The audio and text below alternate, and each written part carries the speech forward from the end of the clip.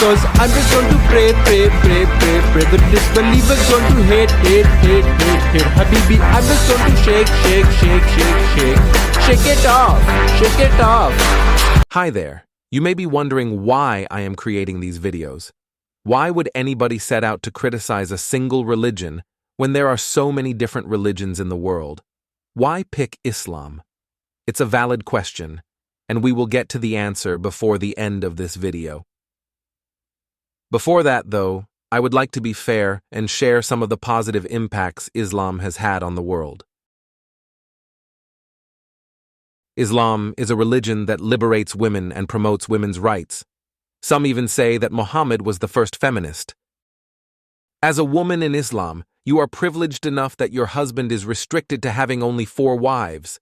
Unless you were married to Mohammed, he was allowed as many wives as he liked, and sources report that he had as many as 11 at one time. If your husband being with another woman bothers you, fear not. You may not even know of your husband's other relationships, given it's permissible to lie about having another wife to your first wife if you know it will upset her. So can they lie in the context of, for example, if one says, I sense that you've got a second wife, can he say, no, I don't? Yes, you can. You can say that. You can say that. Yes, I personally believe this is the hadith on the Master. لا يحل الكذب إلا في ثلاث. The Prophet said you can do it. If someone does this and they get caught, for example, or something happens, or some negative. Or she just asks him, where were you last night? Yeah, but even that, he can lie. White lies? It doesn't have to be white. It can be a black lie. Sorry to say. I'm not. This idea of a white lie it's a modern day thing that people say. There's in the classical works. Yeah. There's no differentiation there here in the kutub. Jurisprudential, the man can do it. It's up to the man. No woman can take that right away from the man. Okay, it's impossible. So let's get this right, yeah? So that Islamically, any of us can get a secret second wife. Absolutely. Or any man for that matter. Not secret. We can get... Islamically, there is no problem in a man getting married to another woman in Misyar without the first wife's knowledge. And there's no khilaf in this. Yeah. There's actually... I've not seen one solitary difference of opinion in any of the 14 generations of Islam. It's not there. Which is? Any scholar saying that, no, a woman needs to know, she needs to tell her, doesn't exist. Yeah, moreover, even the Prophet Muhammad himself. I mean, there's a verse in the Quran, وَإِذْ أَصَرَّ النَّبِيُّ إِلَى بَعْضِ أَزْوَاجِهِ حَدِيثًا. If no one thought about this verse. When the Prophet, he kept a secret from some of his wives. Yeah. Some scholars, I'm not going to go into detail, but some scholars actually connect this with an incident with Maria the Copt and so on. And I'm not going to go into detail. The reason Mohammed Hijab is not going to go into detail about Maria the Copt is that she was actually one of Muhammad's sex slaves. Yes, Islam allows men to have sex slaves in addition to their wives. A Muslim man can have up to 4 wives at once. And in addition to the 4 wives, he can have an unlimited number of concubines, which refer to women who are basically have slave status. When they are owned by her master, a woman owned by her master has to freely give herself to the master. The master has the right to have sexual relations with her. And how does consent play into this at all, or can we understand anything about consent from this end? Like, does the female slave have to consent to that, or is it kind of like because she's owned and so therefore? In the classical thought, the understanding is that by virtue of the fact that she's owned, she does not have the right to consent. Or to withhold herself from her master. The master has the full right over her, and her consent does not play anything in this relationship. And Muhammad, the pattern of conduct for all Muslims, got caught having sex with his slave Maria in the bed of his wife Hafsa. It's better you hear it from me than from others. And also, this is in the Quran. So you can't really this is a verse in the Quran. It is reported in Tabari that, and many other books of tafsir, that one day Hafsa went away and she was not going to be at home. And so the Prophet called Maria to the house of Hafsa. And it so happened that Hafsa returned earlier than she was supposed to, and she saw Maria leaving her house. So she became extremely enraged. and she became irritated with the Prophet ﷺ, and she said that, Ya Rasulullah, is that how much, how do I translate this, respect you have for me, or is that what you think of me in my house and on my day? He didn't do anything wrong. He's a human being and he has halal access to Maria. Okay, Hafsa has the right to get irritated. Yes, we understand that. It's her house. She has the right to get irritated, right? But technically, he didn't do haram. And our Prophet ﷺ did not commit haram, right? When he isn't busy with his other wives or his multiple sex slaves, your husband will have plenty of time to spend with you.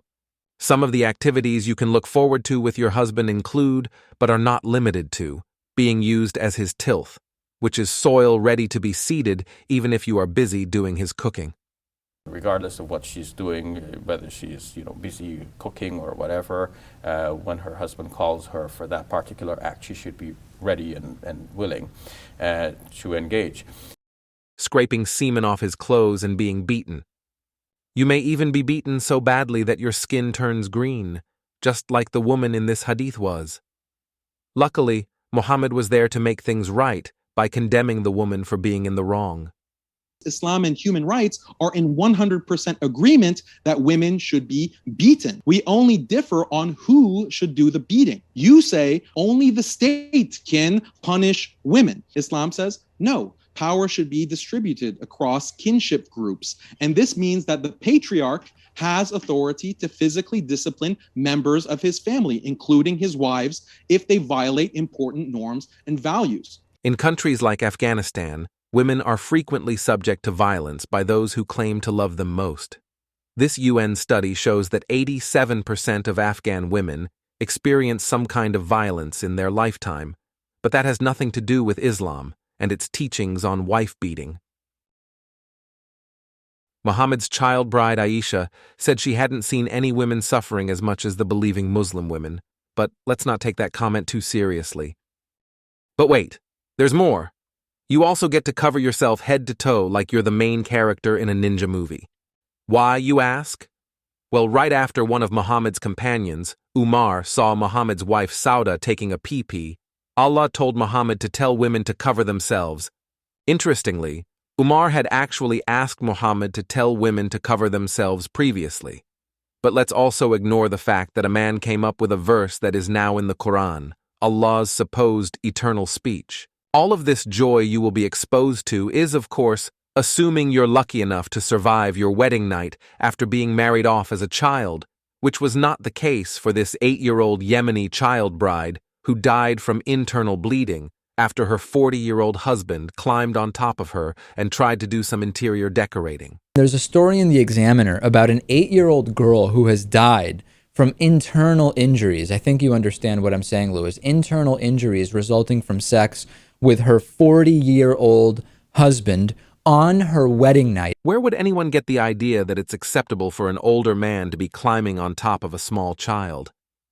Muhammad, the champion of women's rights himself. Muhammad led by example and set a precedent for all Muslim men when he fed his little pork puppet straight into the cavity of his 9-year-old child bride Aisha.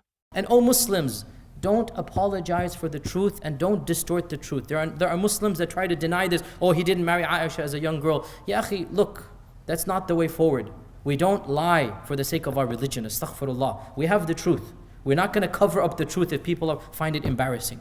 This is the reality. Deal with it. Our Prophet ﷺ married a young girl. Reports show that Aisha, who was actually still playing with her dolls at this age, given she was a little girl, was enjoying herself on the swing when history's greatest man interrupted to give her a wedding present she would never forget. 14 centuries later, and Islam is still preserving wholesome family values like child marriage. Under Sharia, Muhammad was allowed to marry Aisha when she was 6. Would this be allowed under your system, Daniel? Yeah, I mean, this is something that many cultures practice to this day. And it's based on this biological reality. They're trying to maximize the fertility window of women. Marriage to 9-year-olds is not considered pedophilia. What is pedophilia are the practices of modern pedophiles who go into the closet and diddle little kids. That's abhorrent. That is an abomination. Islam does not promote that. Islam promotes marriage. It promotes family. It promotes these wholesome values. And these wholesome values are still evident today. The 8-year-old Yemeni child bride was not an outlier. A UNICEF study showed that in Yemen, there was no minimum age for marriage and that girls as young as 8 were forced into marriage against their will. It also showed that 12% of females are married by age 15 and 32% by age 18. But once again, this has nothing to do with Islam and its teachings on child marriage. If all that wasn't enough, you can know for a fact that Islam is the go-to religion for feminists, as its founder understands women on a deep level.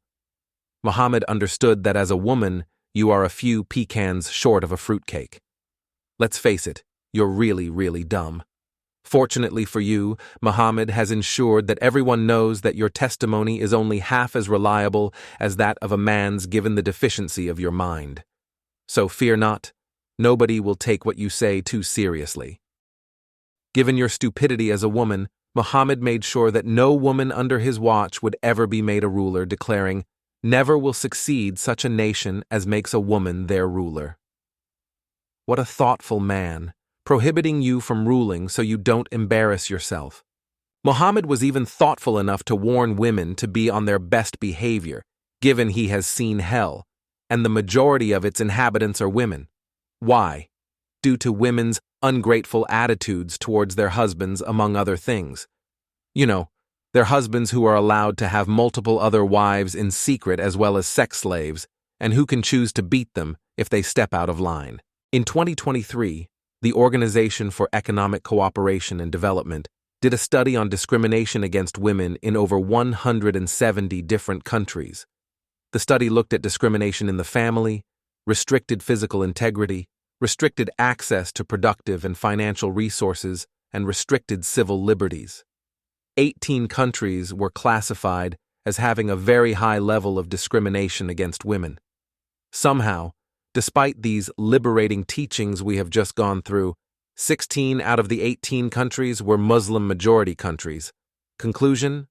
The person who conducted this study must have been a racist.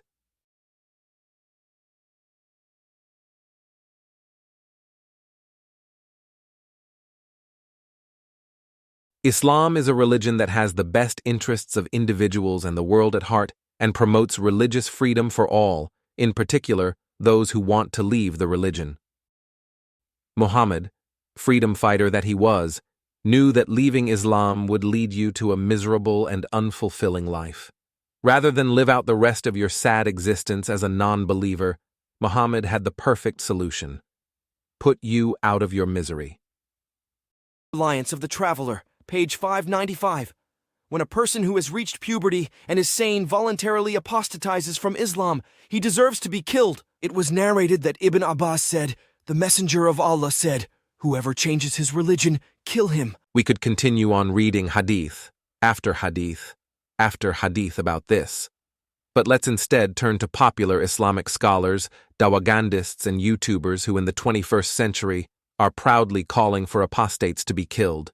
Do you believe I should be put to death? I believe that the punishment for apostasy in a correct Islamic state is death. This is a part of our religion. There's a reason to it. Yeah? There's a reason why there's a capital punishment. Because people like you, little weaklings, who leave their religion and cause corruption in the land by spreading it, the capital punishment in Islamic law would be applied to you. We have no doubt. And we're proud of that. And we, you know what, we'll be watching. We'll be watching. I believe that that is the correct punishment which has been revealed by God. I asked you, do you believe I should be killed today? And I answered you, sir. Yes or no? I answered you. Yes or no? I answered you. I think you said yes. You want me to yeah, you answered me. In a proper Islamic jurisprudence, jurisdiction, an Islamic nation, all of the laws of Islam and the Sharia as revealed by God should be applied. including the death penalty for not only apostates, but also blasphemers. You didn't answer me, yes or no? We did answer. Yes, we did answer. Yeah, so I should be killed. We did answer. I deserve to be killed because I left Islam and became a Christian. According to Islamic law, an apostate like you would be killed, yes. Okay, thank you. If someone leaves the religion and propagates the wrong faith, it is like treason, and in Islam the punishment is death. I hear you clearly, heard you clearly. You said that if any person is to be killed, a Muslim that comes out of Islam, it should be in an Islamic state. That means that anybody that comes out of Islam in an Islamic state should be killed. Did I get you right, sir? I want you to make that very clear.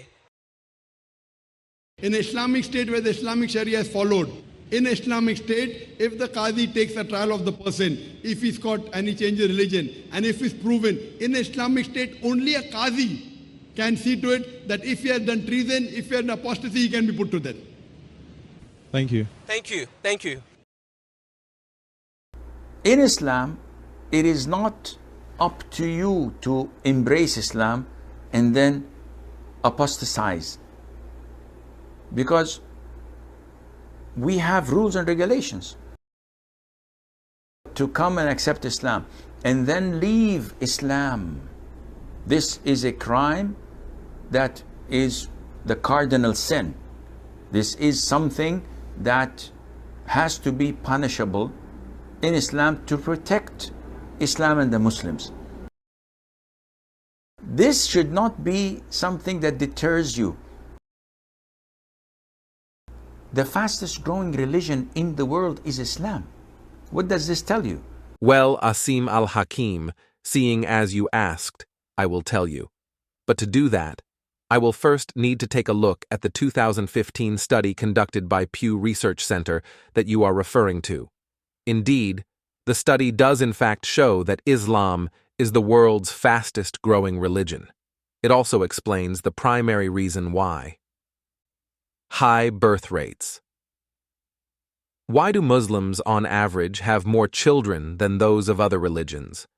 Well, as we have already seen, little girls are married off at young ages and turned into baby-making machines. They're trying to maximize the fertility window of women. Reading this may be as surprising to you as it was to me. I would have thought the primary reason for Islam's rapid growth would have been the amazing evidences and proofs that it is the one true religion, but apparently not. In fact, a 2017 study also conducted by Pew Research Center showed that in countries like America, where the law is not governed by Sharia, Muslim youth are leaving Islam faster than you can say Mohammed was a kiddie fiddler. 24% of Muslim youth are leaving Islam. Fortunately for Islam, another Pew Research Center study shows that apostasy laws still exist today and are most common in the Middle East and North Africa, where 13 countries still outlaw apostasy. A 2017 report by the International Humanist and Ethical Union, now Humanists International, affirmed this finding in their annual Freedom of Thought report, stating that 13 countries allow capital punishment for apostasy. Oops, my bad. I meant to say 12. Pakistan only technically impose capital punishment for blasphemy, although this does include disbelief in God. Pew Research Center studies also show that the majority of those in countries such as Egypt, Jordan, Afghanistan, Pakistan, and Palestinian territories, as well as the majority of Malaysian Muslims, support executing apostates. It's good to know there are still plenty of freedom fighters like Muhammad out there today. The fastest growing religion in the world is Islam. What does this tell you? So Assim al-Hakeem, to answer your question, what this tells me is that Islam is the fastest growing religion due to the fact that it encourages little girls to be married off at young ages and turned into baby-making machines, in turn boosting the fertility rates of Muslims, and then prescribes a death penalty for those that try to leave, resulting in a decent retention rate in countries where Sharia law is applied. What have I gotten myself into? In other words, it promotes religious freedom. Why would anyone possibly want to leave?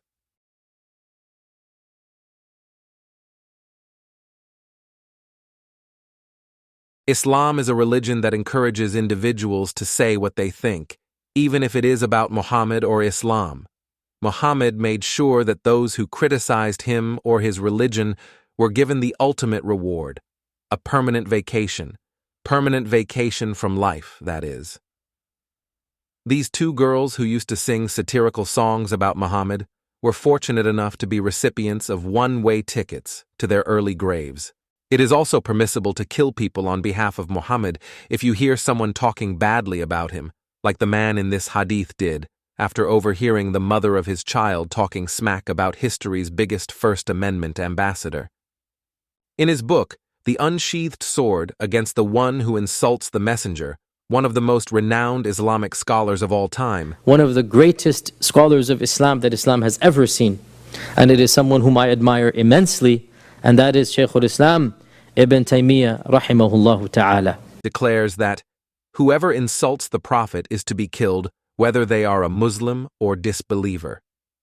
Ibn Taymiyyah explains that this is the general view of the scholars and quotes Islamic scholar Ibn al-Mundhir, who states, "The generality of the scholars have consensus that whoever insults him, i.e. Muhammad, is to be killed."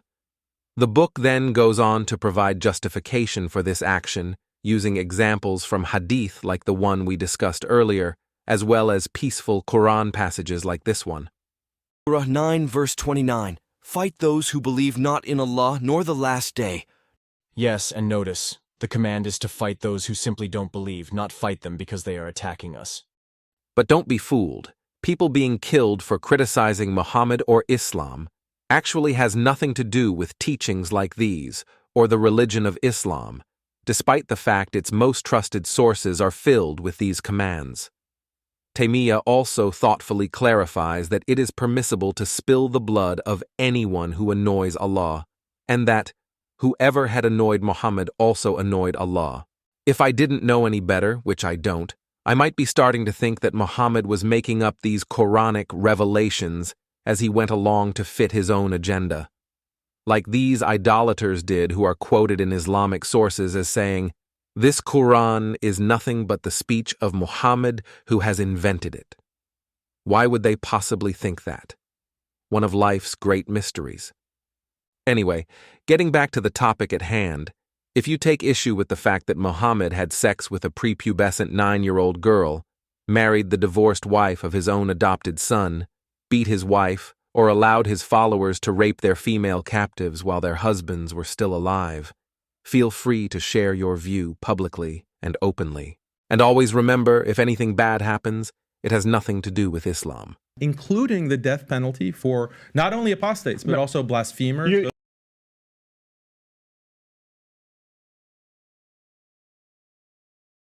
Long before the rainbow flag or Pride Month ever existed, there was a man fighting hard to give same-sex couples the best life possible.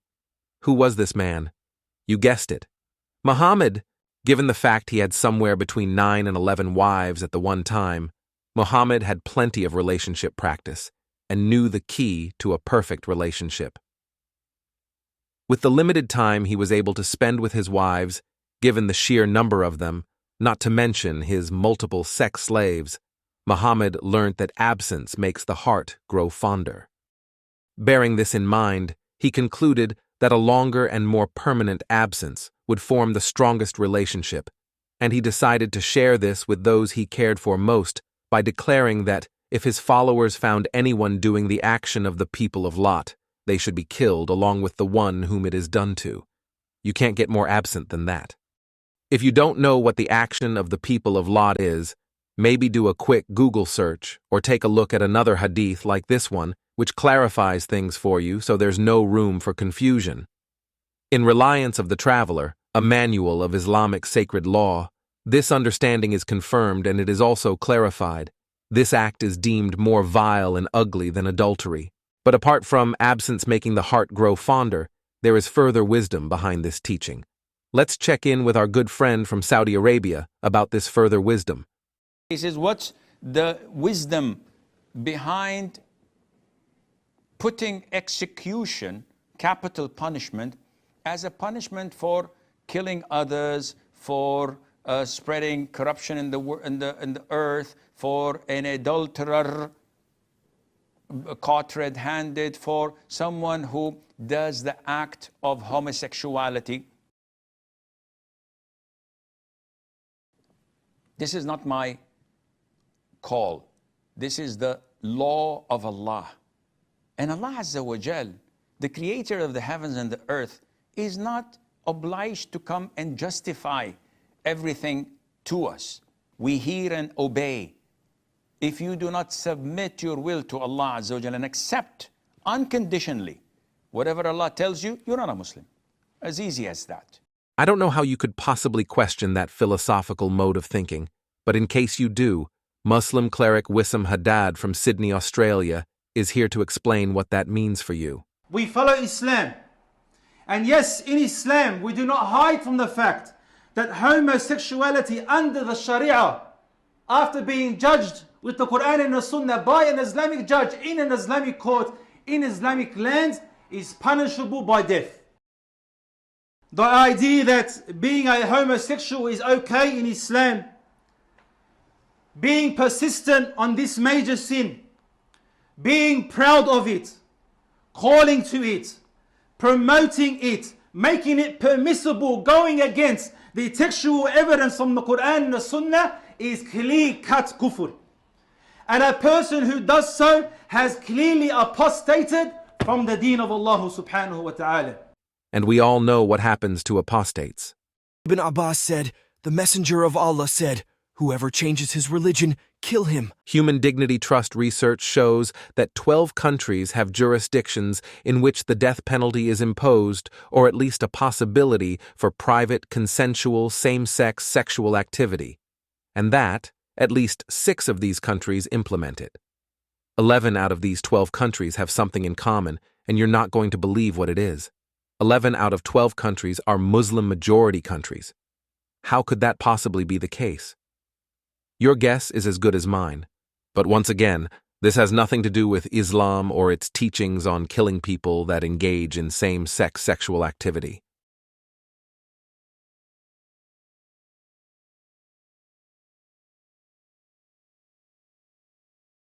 Islam is a religion that promotes peace amongst believers and unbelievers alike. In the Quran, Allah's eternal speech, Allah refers to unbelievers with the endearing term, worst of creatures.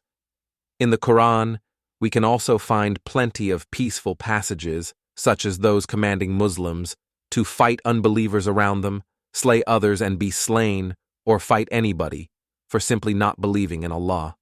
Mohammed would also reciprocate these peaceful commands, saying things like, he was commanded to fight unbelievers until they acknowledge him as a prophet. He also had a soft spot for Jews, in particular declaring the final hour wouldn't come until Muslims fight and kill Jews. Despite these peaceful commands, Vision of Humanity's Global Terrorism Index of 2023 found that in the year 2022, 9 of the top 10 countries most highly impacted by terrorism were Muslim-majority countries, and that 8 out of the top 10 terror groups responsible for the highest number of deaths in these attacks were terror groups that proudly associated themselves with Islam. Data collected by the Religion of Peace shows that, as of the year I am making this video, 2024, there have been over 44,000 Islamic terror attacks since September 11, 2001 alone. A lot of these attacks are not only carried out against unbelievers, but also those who identify as Muslims. At this point, you may be thinking to yourself, if Muslims are also being killed as a result of Islamic terror attacks, these attacks and these terror groups couldn't possibly be linked to Islam. And of course, the reason you would be thinking this is because you, along with all of the others who are thinking this, have carefully examined the Quran, the Hadith, and many other Islamic sources. You've read that, in the Quran, Allah commands Muslims to strive hard against not only unbelievers but also hypocrites. You understand what a hypocrite in Islam is, and that those who are carrying out these attacks against Muslims couldn't possibly be doing so because they believe them to be hypocrites. But in case you need a refresher on what you already know, Let's listen to our good friend, Assim al-Hakeem, explaining what a hypocrite is in Islam. Take it away, O wise one. And if you look at the Quran, it is filled with evidences, with description of the hypocrites. It's not vague, it's crystal clear.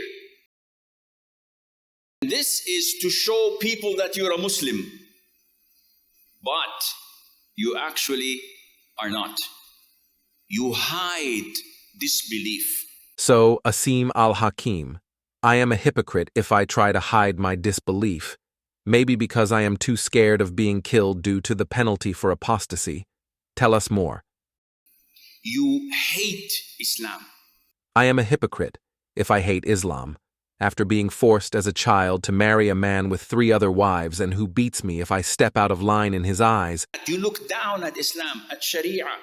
You considered it barbaric. I am a hypocrite if I think that killing apostates, homosexuals, or blasphemers is barbaric. You don't love the Prophet ﷺ. I am a hypocrite if I don't love a man who had sex with a prepubescent 9-year-old girl. Now this is major kufr. All of these things make me a hypocrite, and if I am a hypocrite, I am a disbeliever.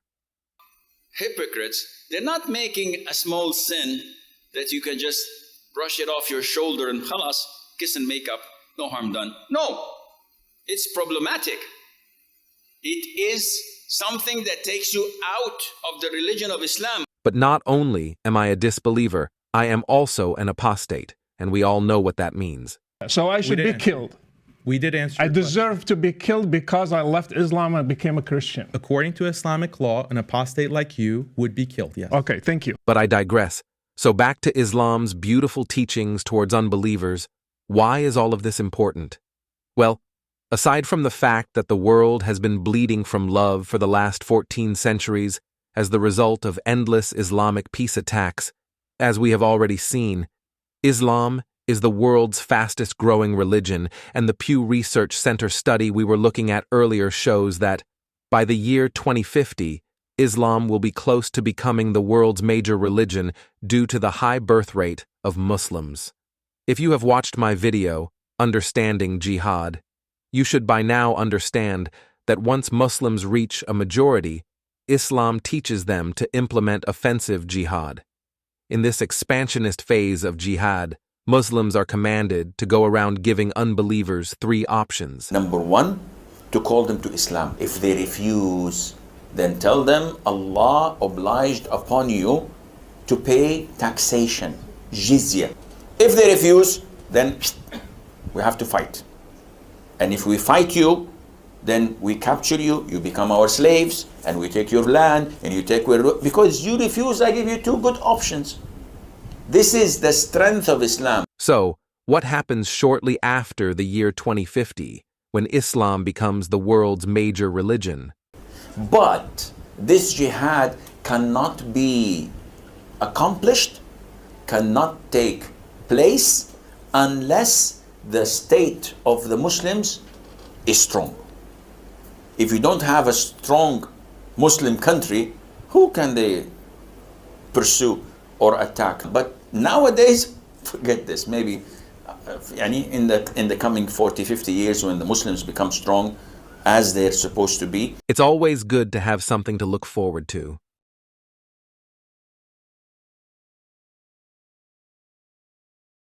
Now that I've been fair and shared some of the positive impacts Islam has had on the world today, let's return to the question at hand.